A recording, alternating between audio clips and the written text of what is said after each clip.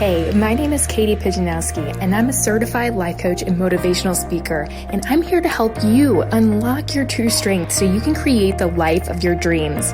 I teach you my best tips to master your mindset, create confidence, and empower yourself to take back your life. It's your time.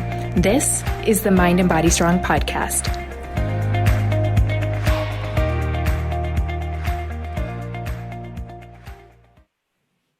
Welcome back to the Mind and Body Strong podcast. I have Meghan Bachman of Back and Forth here with me, and she is a holistic health coach, life coach, accountability coach, and motivational speaker, and she's the founder of Back and Forth.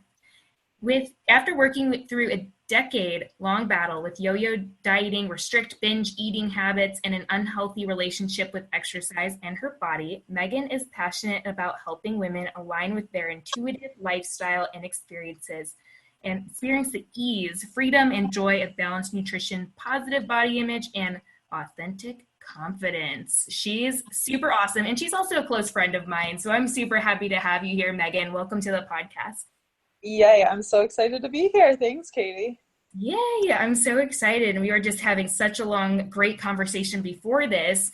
And I think that really your story is going to hit home with so many listeners, and they're going to really be able to see themselves in your story. So I'm really excited to get to know you and more, and well, all my listeners to get to know you, and then just see all of the things that unfold. And I think it's going to be great. So tell us a little bit about you and your story and how you got into this whole coach world, intuitive eating, all of that good stuff. Yeah, totally. Well, I love kind of going through my story because I feel like I almost learn something more about my story every time I tell it and I have these realizations, because as we were just saying before this, like this whole thing, it's an ongoing process. So you continue to like uncover things about yourself that you didn't realize before. But so with that said, I'll kind of dive in to the beginning of my story. And I feel like our stories always start a little bit before we even think that they start. So like for me, even though I didn't start dieting until my freshman or sophomore year of college, really my story started when dieting was something that was normal in my life growing up. I had a father who was constantly dieting, and so I was familiar with it. And so these things were in my subconscious mind as like normal and okay. And so like when I work with my clients, so much of it is changing our subconscious thoughts. It's changing the way that our brains are wired. So anyways, I'm going off on a tangent already here. But so my whole story kind of started my sophomore year of college. I was always a high school athlete and didn't really worry too much about my weight. And then I gained the freshman 15. And I didn't really know what it meant to eat healthy when I was eating at a dining hall. Like I can remember eating a grilled cheese with caramelized onions and whatever and being like, great, like let's keep going, call it a day. And by my sophomore year of college, I was really trying to lose that freshman 15. And I remember eating oranges. Like every time I got hungry, I was like, well, I'll just eat an orange every time I get hungry. And then by junior year, I had journals where I logged my calories. And I logged the number of minutes that I was on each machine at the gym. So I had developed this really unhealthy relationship with exercise on top of it, which I think so many women do. It's like the combination of your relationship with food and exercise. And so also during my junior year, and this is so much a part of my story, is I got a prescription for Adderall.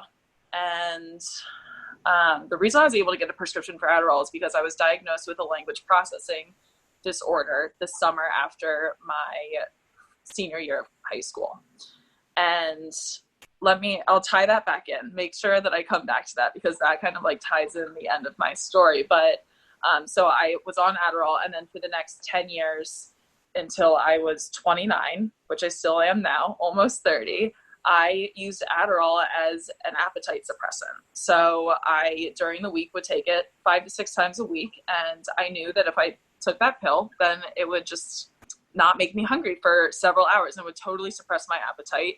And then of course it would start wearing off at the end of the day. And then I always saved up. I always wanted like a big dinner. And then on Sundays, I wouldn't take it at all. And I would just like binge eat. And I'd sit there with my friends and just have a feast and just be like, I wish that we could just not do this. And it just felt out of control. And then the diet always started on Monday.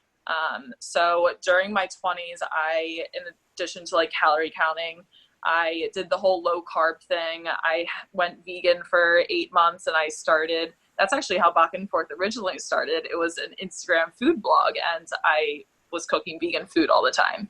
And I love vegetables in general.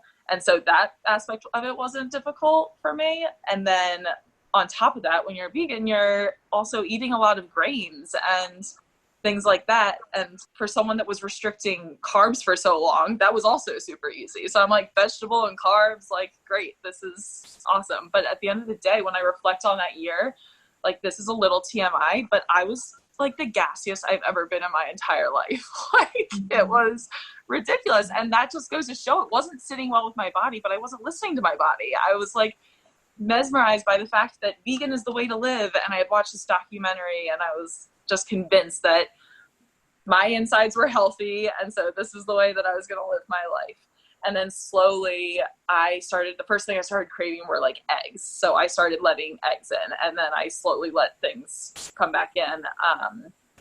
And so after that whole vegan thing, then I went on to keto. And during that time, I was also enrolled in the Institute for Integrative Nutrition. And I went to get my coaching certification. And so in March of 2018, I graduated and I was like, great, like, I'm so excited. I'm ready to start taking on clients. I work out all the time. I eat healthy, et cetera, et cetera. I want to like help coach people from a holistic perspective. So not just about food and exercise. I want to talk about what's going on in their relationships and their career, all these external factors that will impact your relationship with food and movement, et cetera, et cetera. And so when I decided that I wanted to start taking on clients, I felt like a fraud because I was like, how can I possibly start working with people when I have this secret magic pill in my back pocket that I'm taking to suppress my appetite? Like, it just didn't feel authentic and real, and it felt like a lie. And so during the time that I was on the Adderall, I would go in like total ups and downs of getting to a place where I was like really happy with my body. But it so quickly fell out. Like, I'm saying I would maybe be there for like 10 days until I went and binged myself out of that. And so it never lasted. And so it was just a constant roller coaster. And so the thought of going off of Adderall when I never reached my goal and stayed at my goal while on it felt terrifying. If I can't even reach it while I have this pill that helps me get there, what's going to happen when I don't use it at all? And I was petrified of gaining all of this weight. And so that was like right at my 29th birthday. And I pretty much went cold turkey off of Adderall. And it was so emotional. I remember so specifically just like saying right after my birthday, like, I just have a feeling this is going to be a hard year. And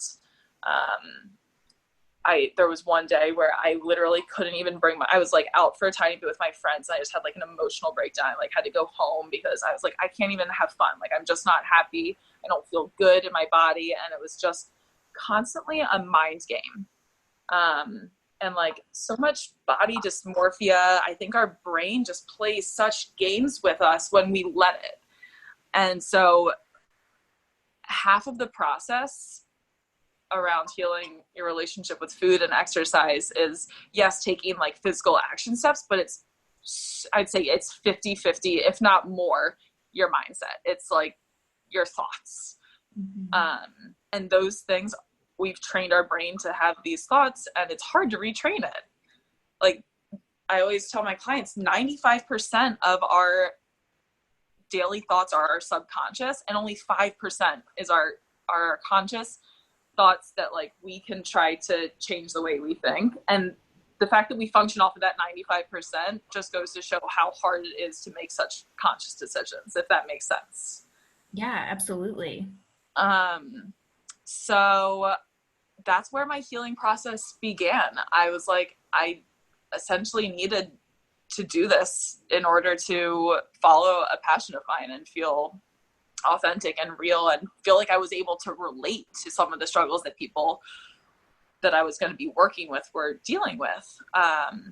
And so in that healing process, I hired a intuitive eating coach, and she was also simultaneously my business coach. And I'd say one of the most impactful tools for me was getting rid of the scale, which for somebody that got on the scale nearly every single morning and put so much of their self-value and self-worth that day into that number, this was top of the list things that I feel like people need to do if they want to heal their relationship with food in their body, because it's just plays into the mind game. And so I got rid of the scale. I put it up in my closet, and I didn't go on it for 3 months. And yes, I had moments where I wanted to and all of that, but when I ended up moving out of that apartment, I put it on the street, and I haven't weighed myself in, I guess it's coming up on a year now, which is wild. But so I got rid of my scale. I hired an intuitive eating coach. And then the other main thing is you just have to eat. You have to just let yourself eat the foods that you have like deemed bad, and show yourself that it's not going to, at least in my case, it didn't change things, that it didn't, like, my body just wanted to be at a certain size. And while it might not have been the 10 pounds less that I always wanted to be, it's not, I can eat freely and I can go out and enjoy time with my friends and my family and not be the one that's like so in my head obsessed with the food in the room and like restricting. And I just went from a place of thinking about food and exercise all the time and letting it dictate so much of my everyday life to just enjoying my life and eating these things and realizing that it wasn't gonna like impact my happiness once I started eating them. And it's not all, I will say, I feel like me talking through all of this, it sounds like, oh, it was so easy, but it is something that like I still work through, like changing our thoughts on a daily basis. If we do have the thought, oh, maybe I shouldn't have that. No, if I really want that food, go and have it. Like, and it's just an ongoing process to get over such a long time habit of restricting. It's detrimental to like not only your body but your mind. And I love that you said mind games, because that's how I felt like in my journey as well. And it's funny, I grew up with a lot of dieting around me as well. My mom was always on a diet, Weight Watchers. I found pills in the cabinet at one point, and I was like, what is this? But I always knew, like in the back of my mind, that this was not the solution. So I really didn't even go on my first diet until after college, when I deemed like, this is like, I don't have school as an excuse anymore. I better just lose some weight finally. And that's really where it started for me. So like I was really exposed to the dieting culture just like you were. And it's crazy. Like your mindset around food in your body really can dictate a lot of, how you start to relate to those things. And I used to think that everyone thought as much about their body and food as I did. And totally. And I still think a ton of, and you're like, until you meet people who like don't think about it all the time, you're like, what? Yeah. I know, it's crazy. And I think like our society just normalizes it so much. Yeah. Like people just, everybody you talk to is on a diet, it feels like. Well, and you really realize it too when you decide to not and start to listen to your body cues, like your own internal body cues.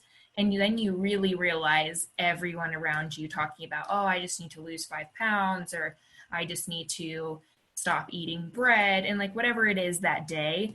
And always saying like, I shouldn't have that. I can't have that. Or that looks so good, but I can't have that. And it's just like creating all of this like crazy restriction around like silly little things. And I think 100%. what was so powerful for me is like when I actually allowed myself to have all the foods, then I realized I didn't want all of those foods because they didn't even taste good. Exactly. Oh my God. It's the craziest feeling when you give yourself permission, how much you just stop caring. Yeah. Like that's another part of it. It's just like, okay, you can have this. Oh, but I actually don't really want it that bad. And it's like, Right. it just, Like even today, I was like going to the grocery store, walking around, and just telling myself, "All right, you can have whatever you want here. You want some Ben and Jerry's ice cream, you can totally have some. If you want some like candy from the candy aisle, go for it." But like I was walking by it, and I was like, "I don't want this." It yeah, just like at least not today. Like there's definitely times where I buy those items and I enjoy them fully, and they're great. But today it was just I was listening to my body and I really wanted some of those pre-made chopped salad bags with all the mixings and some hard-boiled eggs, and like that's what I decided to get, Cheerios and some bananas. right. Yeah, exactly. I was just thinking today also, like with this quarantine, I ended up buying like a bunch of things that would just like last in my cupboard for a while. And like one of the things was mac and cheese. And I literally just like, I have no desire to have it, like, and it's sitting here, I can have it, and it's just that whole thing with yourself permission.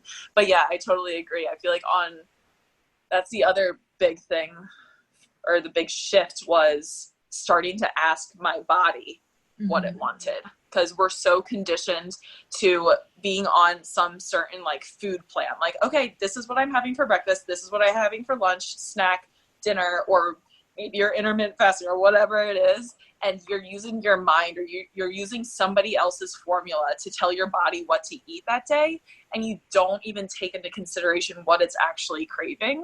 Yeah. And it's crazy when you sit there and you actually treat your body like it's the boss of you, because it really should be. Our bodies are way smarter than whatever diet somebody else told us to do. Like our bodies know what they need.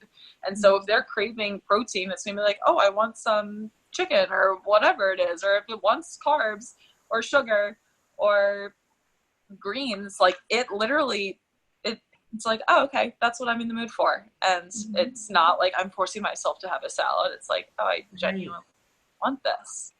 And what a difference that is. Because what kind of conversations did you have with yourself before you went through this healing process? Say you were eating pizza with friends and you were on this diet, like compared to now, if you were to have something that you would consider quote unquote a treat or cheat meal back in the day. Yeah, I mean, back then, gosh, I felt so guilty. I always felt food guilt. And I actually, in college, I would eat my roommate's food and then have to like go replace it because it was food that I would never let myself buy myself. I also, this is probably also TMI, but open book here, I smoked weed in college, and this was like during the phase where I would keep track in my journals what I ate, and some days you would see like, because I would write out the calories next to each of them, and on the days that I smoked, it would be like Oreos, Easy Mac, like just like an endless list of things that I just like binge ate and went crazy on, and I would still keep track of them because I was just like obsessive over it. And then I would put like an S and circle it so that I knew that that was like a day that I had smoked. It was like so sick. And how honest you were with yourself though. I know, gosh. But now it's just like, if I want the pizza, I'll have the pizza. If I want the pasta, I'll have the pasta. And it's not a big deal. And it's also like another part of listening to your body, not just the type of food, but like, it's not like you're famished and you feel like you want to eat everything on the plate every single time. It's like sometimes you're just full and you want to stop. Yeah. And another thing that I focus on when I'm working with my clients is going back and recognizing like those triggers and the stories that like we'll never forget, that will always go through your mind. So like with body image, for me, it's like, oh, you got to do something about that cottage cheese, referring to like my cellulite on the back of my legs. Like people, even the good things that people would say, like, oh, you have amazing legs. And then the second one, I thought I didn't have amazing legs anymore. Like all I could focus on was getting back to those legs, because that's what I felt like that's where I thought my value was. Mm-hmm. But so yeah, it just felt freeing. And I'll also never forget this one time I was out to eat with two of my best friends and one of their boyfriends. And I had kind of sucked one of my best friends into my dieting world. And she would kind of like go on the journey with me, like whatever it was that I was doing, she would kind of be like, oh, okay, like I'll try that out with you. And this was somebody who was petite and literally had never dieted in her entire life. And so I still to this day tell her, I'm like, I feel guilty that I feel like I sucked you into this world. But our other friends were out to brunch and she's like, oh, Megan and blah, blah, blah. Let's just say Susie, for example. They're not even fun to go out to eat with. Like all they do is like focus on getting the healthiest thing on the menu or just like being, or like kind of having a judging eye about what everybody else is getting. And she was right. Like she was so right. Mm-hmm. Yeah. I love how you said like the food judger, because I was the food judger for sure. Yeah. Like that's why I was always anxious going out to eat, and I love eating out because I love trying new foods. And I was that food judger too, and mostly for myself, because I was a health coach and a personal trainer, even as I was going through disordered eating and like really disordered thoughts about my body and exercise. And whenever I was out to eat with, especially people who were in the boot camp that I was teaching, I thought for sure like they were going to judge me on anything that I ate, whether it's like, oh, of course you're eating the healthy thing because you're a health coach, or, oh my gosh, you're eating that, and right. I was petrified because I already in my mind felt like an imposter because of all the things going on in my head. Like I knew I wasn't healthy, but everyone else thought I was like spot on, doing great, but I was like dying inside. Right. And no one knew. It's so true. And it's like you're more sick by like the mental stuff than you are by the actual food that you're eating. Like yeah. I remember seeing that somewhere and not really buying into it, being like thinking that the stress that you have about food is worse for you than actually just eating the food. And yes. I actually do buy into that now. Like it really buy in. Yeah, absolutely. And I've seen in my own journey like a lot worse effects of losing the weight, gaining it back, losing more, gaining more, and like this weight cycling effect that I went through is honestly, and the studies will show this, especially if you read books like Health at Every Size or The Fuck It Diet. The Fuck It Diet. Really great studies that they share in there about the effects of weight cycling on your health and how that's actually worse than staying at a quote unquote heavier BMI, which BMI I think is bullshit. So it's a bad example. But if you actually just stay at a heavier weight and just stay constant at that weight, it's actually better for your health than weight cycling. Yeah, because going up and down also like it's like destroys your metabolism. It does. Yeah, and like all the hormones that tell you that you're hungry or full, ghrelin and leptin, they don't function properly anymore when you're constantly starving yourself and then binging, like your body needs time to heal. And I think that's part of our job as coaches and I'd love to hear your view on this, when we bring people into this world of intuitive eating and listening to their bodies, and I'm no longer telling them what to eat, it's hard to tell them, hey, there is actually no timeline with this. This is not like a 30, 60, 90-day program. Your healing might take a year. It might take 2 years because I don't know what you've been through and what's going on. And for me, it was like I stopped binge eating in 2 weeks, but then the healing process, like through exercise and body image, took probably up until now, like where I sit today, to where I'm finally on to like consistently working out again and healing that. So I'd love to hear like your process of really helping people grasp onto this lifestyle and really stick with it.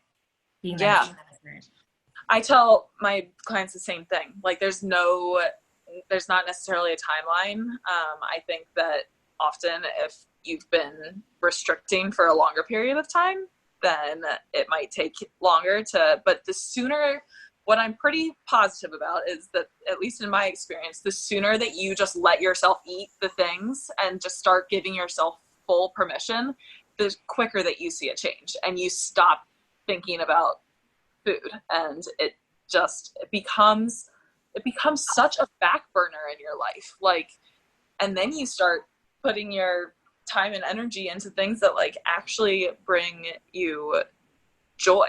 And so, yeah, I mean, I also think it's important for people to realize that we just kind of we're always striving to reach this certain kind of body. Yeah. Everyone wants to change something. There's always the last 5 pounds, or even people that you might think like love their body because they are so tiny and thin. Like they have their body image issues also. Like everybody has their thing. And it's just society telling us that we like what looks beautiful. And if we're going to if you want to be changing your body, you're going to end up spending your entire life trying to change your body. Mm-hmm. And you're going to spend decades destroying your metabolism and doing all of these things. And it's going to be more detrimental. So I'm like, once I learn something and I wake up to something, I'm just like, I want to shake everybody. I'd be like, read this book, like go read the Bucket Diet, because I don't want you to like ruin your metabolism and do all these things that like are going to be irreversible, like all these years later. And it's just sad to me. And to see people struggling, because I think what came from me, like the biggest thing is that like I found myself after learning how to eat intuitively and stop caring so freaking much about food. Now, don't get me wrong. I still love food. I'm like a total foodie. I think I always will be, but I'm not obsessive about it the way that I was. And there's just so much more to life than to be looking at the restaurant menu before you even go, so that you can make sure that you have a grasp on the healthiest thing that you can get, or keeping track of what you want to have that day in your phone notes obsessively. And just, there's so much more out there. And that is the mission behind the work that I do, is like not just being free from the thoughts, but so many other doors open up once you free yourself from those. Like there's so much more space for genuine, joyful activities. And I think even like my family and friends noticed a change in me, because I was able to show up better for them and listen better and not be so in my own world, because it just sucks you in. And I also, looping back to my learning disability, and something that I kind of just realized in the past, I guess I started this process a year ago, so this has been even more of a recent realization, is how much I based my confidence off of my appearance, because I never felt smart enough, because that's kind of why I got tested, because in high school, I was always a B student. I was fine, but I wasn't like, I just never felt as smart compared to some of my friends. And in reality, I just learned differently. And while I did fine in college, I'm not a textbook smart kind of person. I've always been more of a street smart kind of person. I like going deep with people. I like getting emotional. I'm way more emotionally intelligent than I am book smart. And so once I was able to learn that about myself within the past year and find my own curiosities and actually start reading books, because I found the thing that like lit me up. And so then I wanted to read the books. Like I found my confidence finally, and I didn't have to put so much of it into my appearance, because a lot of my like dieting and self-confidence came from the thought that like if I looked a certain way, then I'd be able to meet guys, and like that was so much of my motivation. And funny enough, I don't have as much of an interest in that as I should. Actually, I shouldn't even say should, but we say should. Who says I'm should? 30 here, but and I'm more confident than ever, and my body, like I said, like I could be 10 pounds heavier, and I'm a million times happier. And that's like, at the end of the day, that's everything. It's everything. Yeah. So I just kind of wrote down some different things because you actually answered the question I was going to ask you, which is all the things that you've gained. Because I think a lot of people, when they hear about intuitive eating, like there is, 3 things that can happen when you learn to trust your body with food. You either gain weight, you stay the same, or you lose weight. Like those are the 3 things that could happen when you open up to this experience of actually allowing your body to be in control, like you were saying earlier. And I was going to ask you, what are the things that you've gained outside of, maybe a little weight, which, some of us gain. And you kind of answered that perfectly. You were saying you show up for your family more and they've noticed, you've gained confidence, you appreciate your ability to have that emotional intelligence and connection with people, that you've detached your worth from your body image. Like that's huge. And you kept mentioning space. And I completely agree with that, because when we're spending all our time, like you said, in your phone, typing calories and meals and looking up menus and stuff and weighing yourself and all these crazy things that go on your head when you're in diet culture, just think of all the time and space and energy that you have when you don't have to worry about that anymore. You can show up anywhere and trust that your body will guide you. Totally. Oh my gosh. You don't even realize it. I think that's the hardest and most frustrating thing as a coach, is the fact that unless I was going into this profession, I think I'd still be stuck, because I wouldn't have necessarily had the reason to do it. You don't really know what freedom feels like until you experience it, right? Yeah. Like you don't know that what you're doing you don't know that there's another way unless you stumble across one of us intuitive eating coaches, like on the webs, or someone tells you about it or whatever. Mm-hmm. I'm hoping that this stuff kind of starts spreading and more people hear it. But then the other hardest part about it, or one of the biggest challenges, is that it is so scary to just let yourself do it. Yeah. And people don't want to. People don't want to let go of the control. But it's just like, you have to, it's like any hard thing in life. In order to like reap the rewards, you have to go through like hard stuff. Yeah. But it's so much easier on the other side. Mm-hmm. Yeah. And I love that you mentioned the hard parts and like going through those obstacles and challenges to get to the other side. And my dad made an analogy this morning when I was talking to him about some of this stuff. And he mentioned, when there's a crack in something, if you picture like a crack in a wall or something, that's where the new knowledge can flow. Otherwise, if you're trying to fill a full cup, you're not going to really get anywhere. But if that crack happens and the water starts draining, there's all of a sudden this room for like your evolution to grow and for new beginnings to start. And I look back on my life and all of those things I deemed in the moment really stressful, hard, awful times. I look back now and have these realizations, like these images of just how all of those things have been for a reason and brought me to where I'm at. Like even my dieting portion of my life, I am thankful for that. I'm thankful for the weight I've gained, because it's brought me to this place now where I feel so connected to myself. 100%. I agree. I totally agree. Another thing that just came to mind was like, I think what holds people back so much is the fear of judgment. At least that was definitely for me, like judgment of my friends, judgment from my family, or from these people, like scared that they're gonna not necessarily not love me, but like just see me differently and judge me by the weight that I gained. And that also went hand in hand with like me healing my relationship with exercise.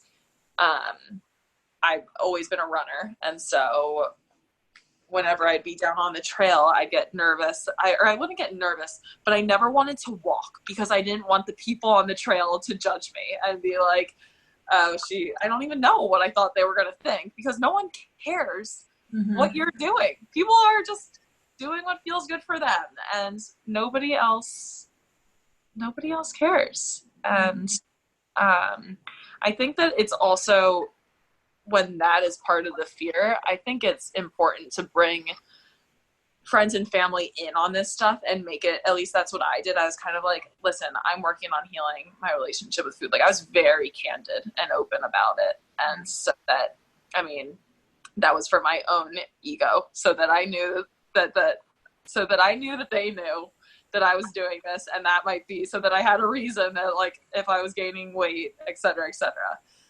total ego thing. But I think when you are going through such a drastic change and something so emotional, it's helpful to have people on your side and have them acknowledge and say, we support you and we just want you to be happy, and all of that. So absolutely.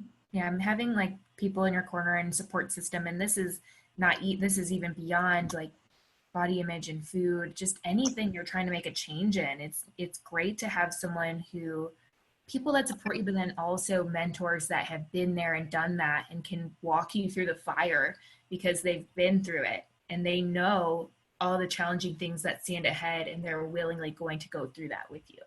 And like, I know that was a big transformation for me. Like, when I read all of the tools I could and got some healing, but then there came to a point where I was like, there's still more healing to be done. And that's when I started having like my intuitive eating coach, who really helped me. And it was just so like, it's such a healing process in all aspects. I think that's what I've come to realize about intuitive eating, is it's not just, most people think about it as it's just to eat whatever you want, or it's the hunger fullness diet. And that's completely not true. It's definitely about food and health and all of that, but it's also about this continuous healing process that happens in every aspect of your life, your relationships, yourself, your like relationship with, I don't even know, your career. Like, you just start opening up everything and you're like, whoa, there's all these things, and you're always touching something new and like healing that and going back and rechecking in. And it's like a continuous process. It's not like you just get to a point and there you are and everything's good for the rest of your life. Like, no, it's just accepting all the good and bad and just maneuvering your way through it. Yeah, I totally agree. Ups and downs. Lots of ups and downs. Lots of ups and downs. Well, I love it. Your story is incredible, and I love all the good stuff that you just gave us and all the things you shared about what this healing process has helped you gain. So any last takeaways, especially for people out there who might be kind of on the fence about looking into intuitive eating or even working with a coach, any kind of words of advice?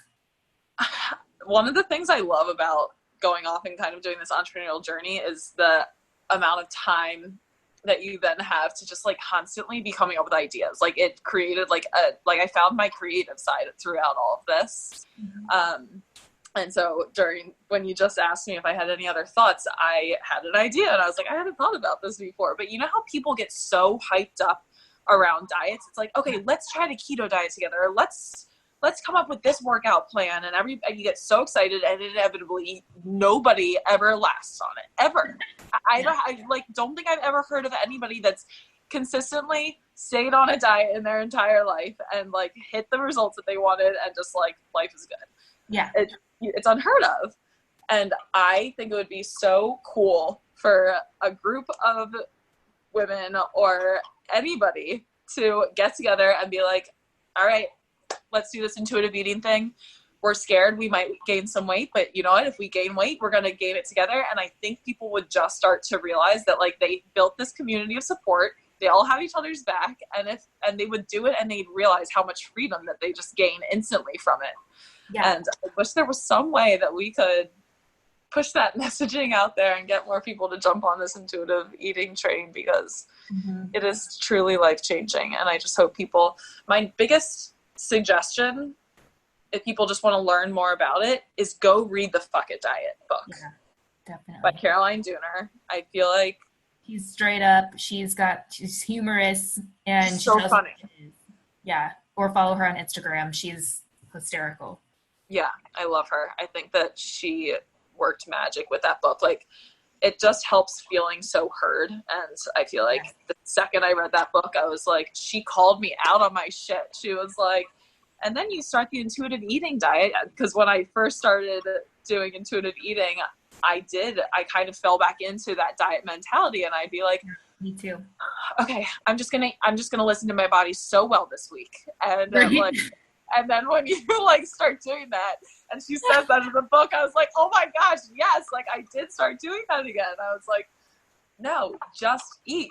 And like yesterday, I was like the hungry caterpillar. Like I just kept going back, and I was just still hungry. And that's the other thing that I hope people know is, like, diets tend to have you on like such a structure where it's like, okay, you can have X number of calories a day, or you can have this food, this food, and this food.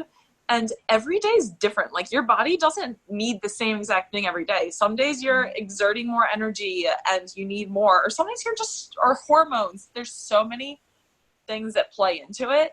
And so, and unless you go to school for this stuff and you know it, like, just let your body be the boss. Let your body be the genius behind it, and listen to it, because it knows where you naturally want to be. So I encourage people to try it out. And as we've said, it's an emotional roller coaster, and having my intuitive eating coach with me to push me to get rid of the scale. Like, I think I cried in like every single one of our sessions, because it is so emotional. Like, you definitely need some sort of support system, whether that's friends, family, a coach, whoever, or just there's like tons of resources out there. So yeah, I just hope that we can see a world without diets someday, because people just work on emotional healing and, like, you know, so many other things that like really matter.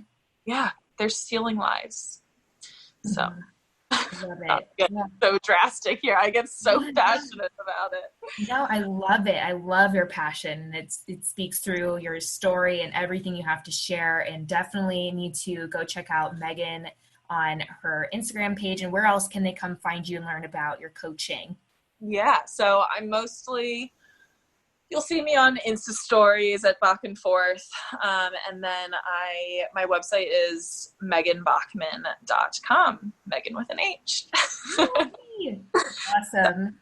I love it. We're definitely going to give all of the details to all of Meghan's social media platforms and offers and things that she has in the bio. So make sure to go check her out. Give her a follow on Instagram. She's always doing grocery hauls and sharing all kinds of healthy stuff and just fun stuff and good knowledge and great energy. So I love it. Yes. Well, I also forgot to mention, if any of your listeners are interested, I can give them a discount on one of my starter kits, which are on the Work With Me section of my website. So feel free to reach out, and happy to do that. So, so we'll put a little thing in the bio, and then you can definitely reach out to Meghan and talk to her about her. It's like a discovery session, right? Yeah, exactly. Yeah. Clarity sessions, which I absolutely love. They're so fun. They are so fun. They open up so many opportunities and doors, and just help you to like really dream big and see what the vision is, like what's really possible for you. And totally. I know Meghan's going to guide you through that, and just, it's going to be great. So thank you so much for spending some time with us today. Thank you, Katie. It's always so fun chatting with you. You're always coaching me, girl. Oh, well, I love you. So thank you so much. Thanks for listening to this week's episode of the Mind and Body Strong podcast. You are what makes this movement and message possible. If you loved this episode, share it with a friend, a coworker, a family member, or take a screenshot and share it on your favorite social media platform and tag Mind and Body Strong. To learn more about coaching and courses to help you take your journey to the next level, visit mindandbodystrong.com.